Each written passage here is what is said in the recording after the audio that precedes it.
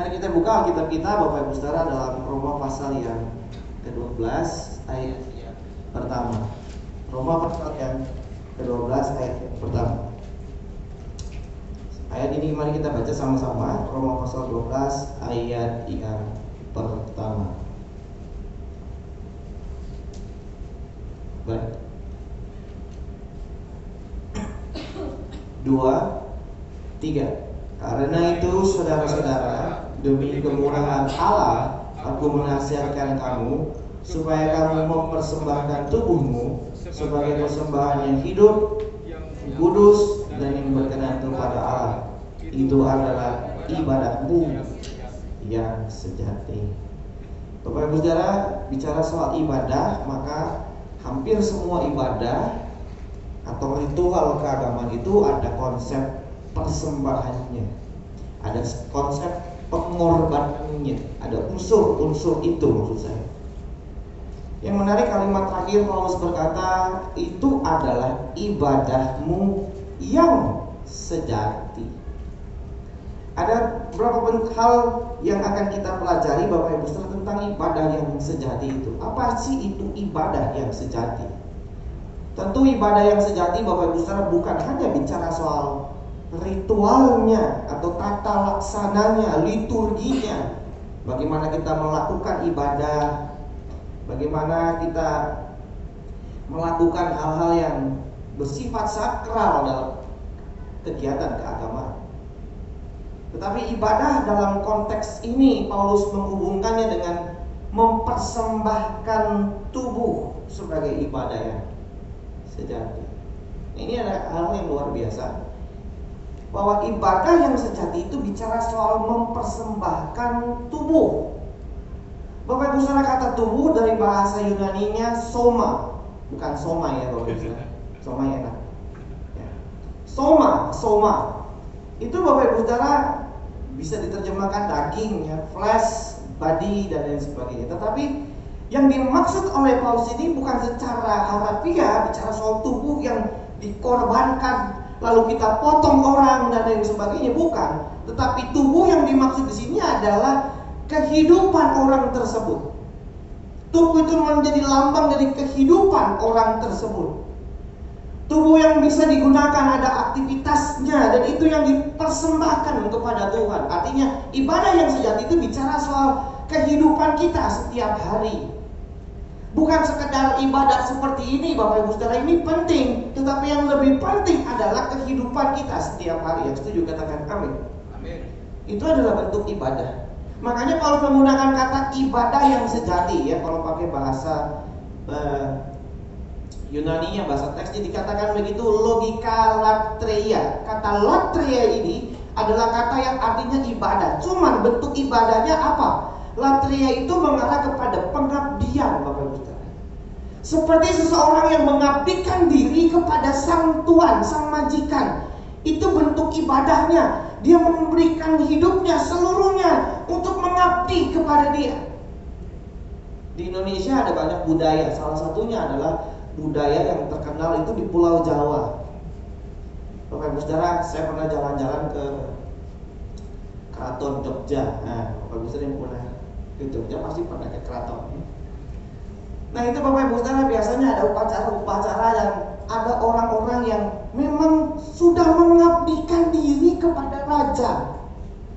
Kalau nggak salah namanya abdi dalem, kalau saya nggak salah. Salah satunya yang dulu terkenal itu yang Mbah Marijan, ya, gitu ya. Sebagai orang sudah mengabdikan diri kepada sang majikan. Nah, Bapak Ibu, konsep ini adalah konsep yang dimaksud oleh Paulus. Kalau kita berkata, saya mau melakukan ibadah yang sejati, maka hidup saya ini yang dipersembahkan kepada Tuhan. Seluruh kehidupan kita mengabdi kepada Yesus, percaya kepada Yesus, itu bicara soal pengabdian. Sesuatu yang diabdikan, sesuatu yang diberikan kepada Allah. Apa itu? Seluruh kehidupan Bapak Ibu Saudara dan saya. Nah, untuk itu Bapak Ibu Saudara, Paulus berkata, persembahkanlah tubuhmu, mempersembahkan kehidupanmu sebagai persembahan. Yang pertama dikatakan persembahan yang hidup. Bapak Ibu Saudara, bukan persembahan yang mati, tapi persembahan yang hidup. Biasanya kalau ada persembahan atau korban Bapak Ibu Saudara, maka korbannya dipotong, benar ya? Lalu mati. Kan beberapa hari yang lalu kita lihat itu di jalanan, benar ya? Di sekitar kita ya, di daerah Kebayoran Lama, di ruko itu Bapak Ibu Saudara 3 ekor kambing. Ada sapi, kita nonton, saya ada band belum lama ke dokter gigi. Nah pas hari raya korban tuh hari Jumat, itu dokter gigi buka Bapak, karena udah janjian memang giginya bengkak. Nah sepanjang jalan saya kasih lihat band tuh, lihat ada sapi, ada kambing. Mau diapain Pak? Mau dipotong, saya bilang. Terus kalau dipotong buat apa? Buat dimakan, saya bilang. Kita dapat nggak? Saya bilang dapat kalau dikasih, saya bilang. Kalau nggak dikasih ya nggak dapat. Akan dipotong lalu mati. Tapi Paulus mau memberikan satu gambaran yang berbeda. Persembahan itu harus hidup. Nah, makna hidup di sini Bapak Ibu Saudara, kalau saya pernah menjelaskan bahwa dalam kekristenan ada prinsip-prinsip kehidupan. Salah satunya adalah kalau bicara soal hidup itu, maka ada hal yang harus dimatikan terlebih dahulu, baru bisa hidup. Contoh, Yohanes pasal yang ke-12 ayat yang ke-24. Yohanes pasal yang ke-12 ayat yang ke-24.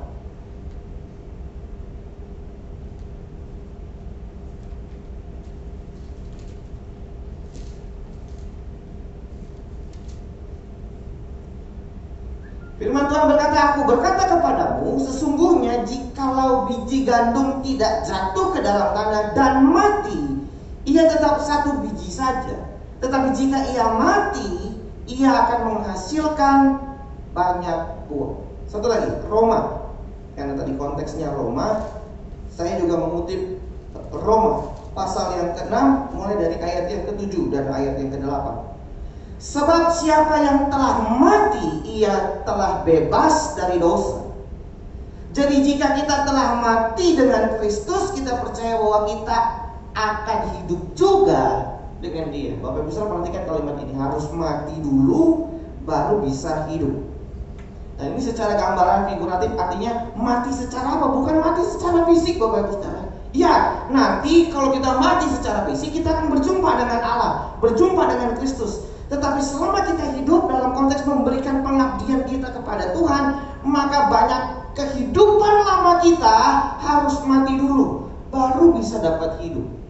Saya pernah kasih gambaran, kita harus mati dengan dosa, baru bisa hidup kekal dengan Tuhan. Nah ini prinsip dalam iman Kristen. Bapak Ibu Saudara harus rela mati dari dunia ini, baru bisa dapatkan kekekalan, kira-kira begitu. Makanya Paulus bilang persembahan itu harus hidup. Artinya kita harus rela mematikan segala sesuatu yang sifatnya duniawi, supaya kita dapat yang ilahi. Amin Bapak Ibu Saudara.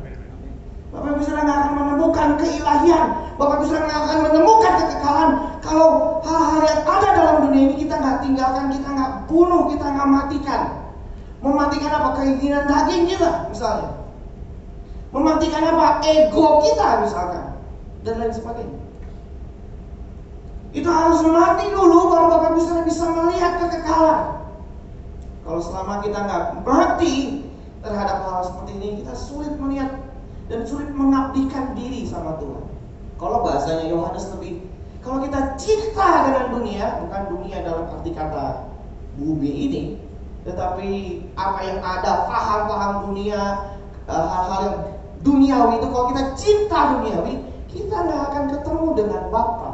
Kita nggak bisa mengasihi Allah. Kan ini dua hal yang berbeda. Kata Paulus, kalau kita nggak mati bagi dosa, kita nggak akan hidup dengan Kristus. Wah ini penting tuh. Kita nggak bisa mengabdi kepada Tuhan. Kenapa? Karena kita akan terseret dengan keinginan-keinginan itu. Sementara kata Paulus, antara keinginan daging dan roh bertentangan.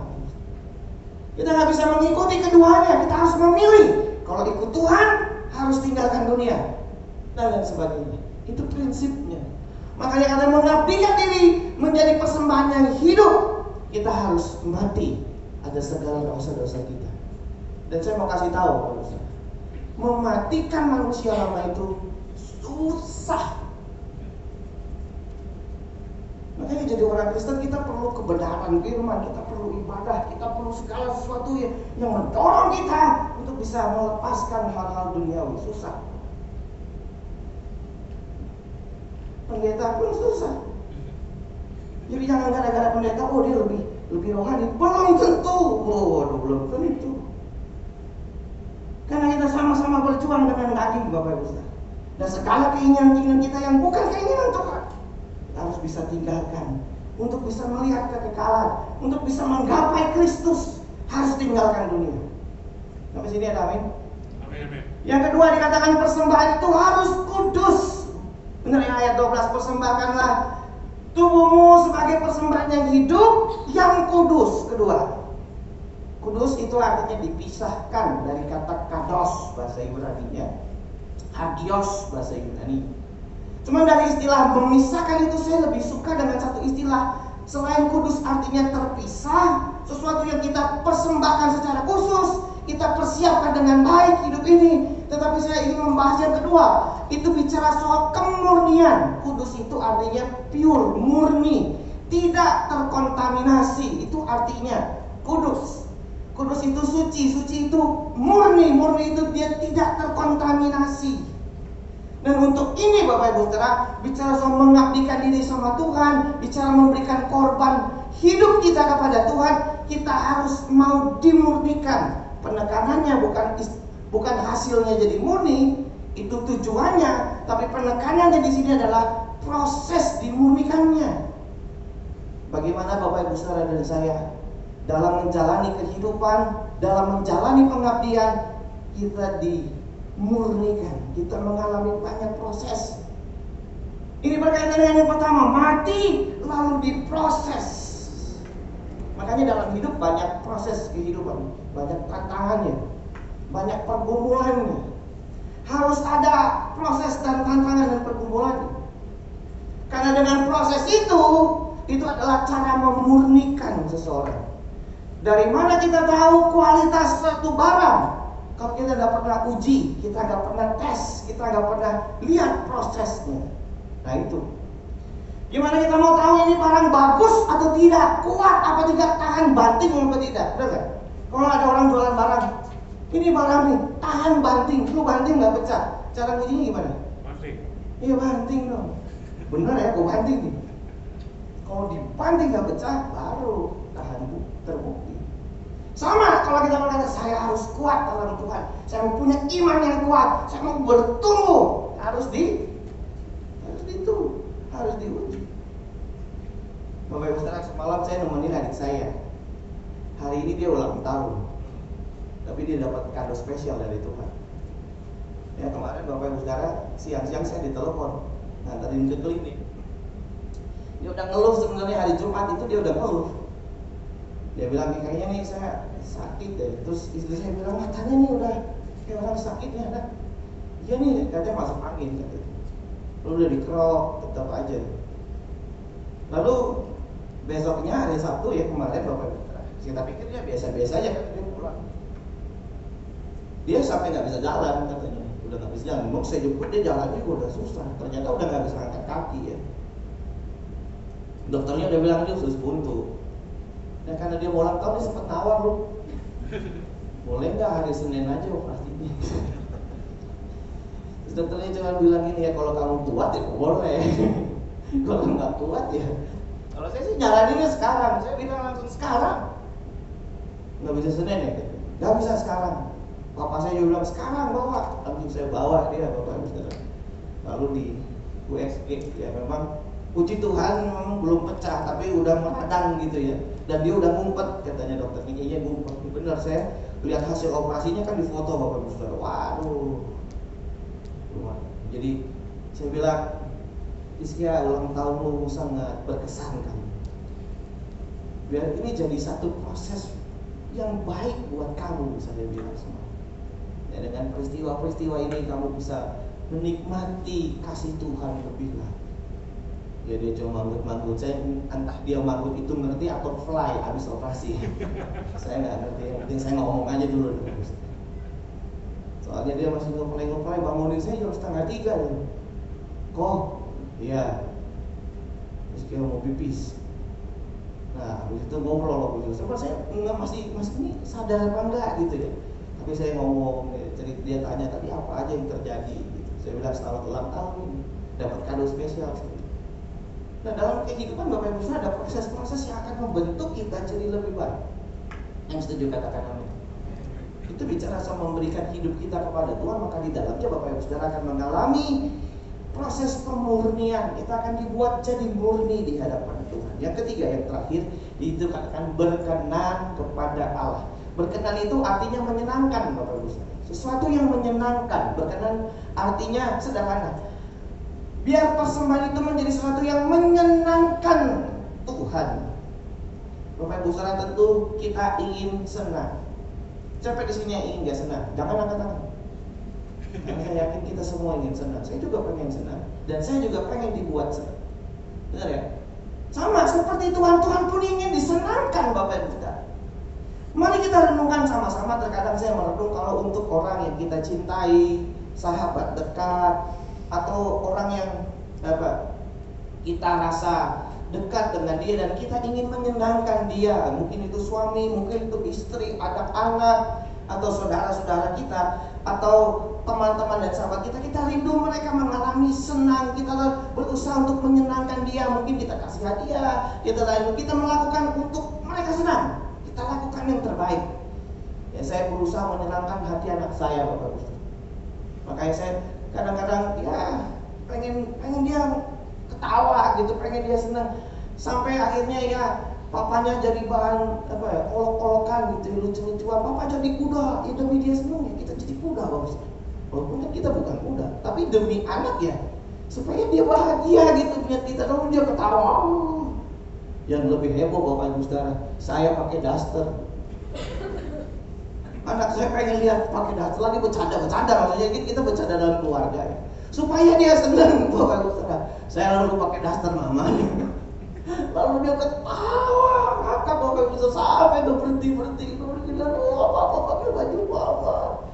Lalu saya lihat muka anak saya yang bahagia itu kan, hati kita gimana gitu. Waduh dia ada apa-apa nah saya begini demi anak gitu.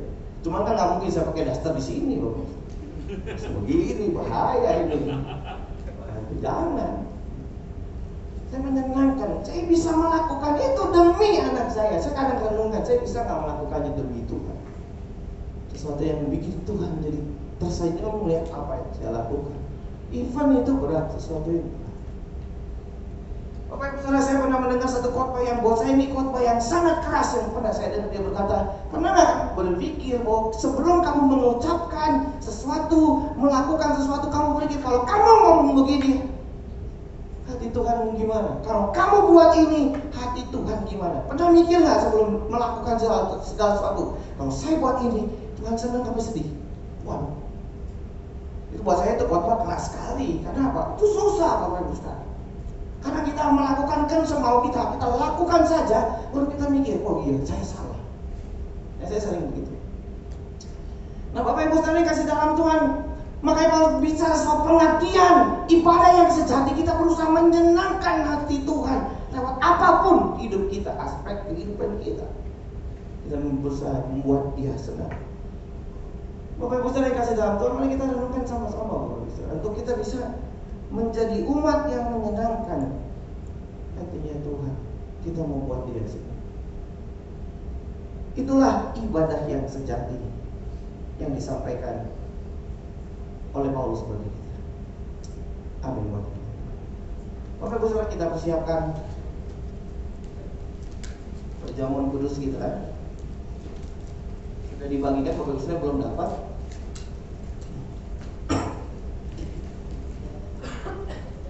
Boleh minta di belakang, belum dapat. Ya, ini langsung bolak-balik ya Bapak Ibu Saudara. Buka dulu rotinya.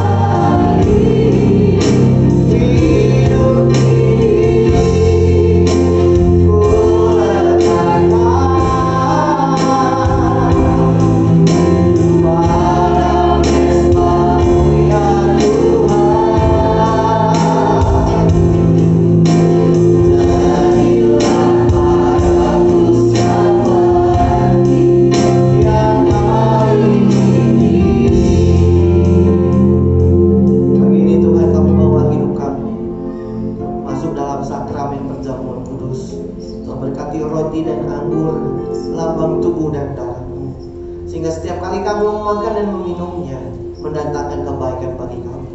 Kami yang sakit disembuhkan, kami yang lemah dikuatkan, kami yang terikat dilepaskan.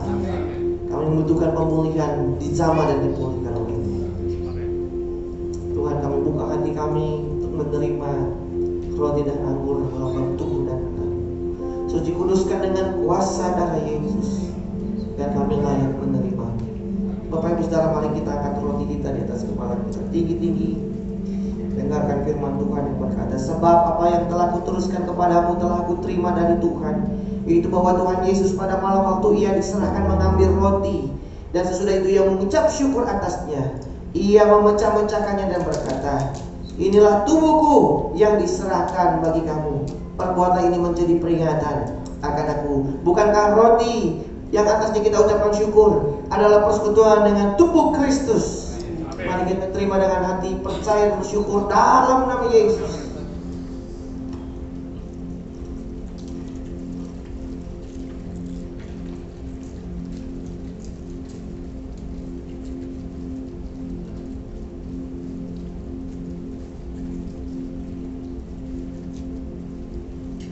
Mari kita angkat cawan tinggi-tinggi, Bapak Ibu setelah dengarkan firman Tuhan. Demikian juga ia mengambil cawan sesudah makan lalu berkata, cawan ini adalah perjanjian baru yang dimateraikan oleh darahku. Perbuatan ini setiap kali kamu minumnya menjadi peringatan akan aku. Bukankah cawan ucapan syukur yang katanya kita ucapkan syukur adalah persekutuan dengan darah Kristus? Amin. Mari kita terima dengan hati penuh percaya dan bersyukur dalam nama Yesus. Mari kita sembah Tuhan.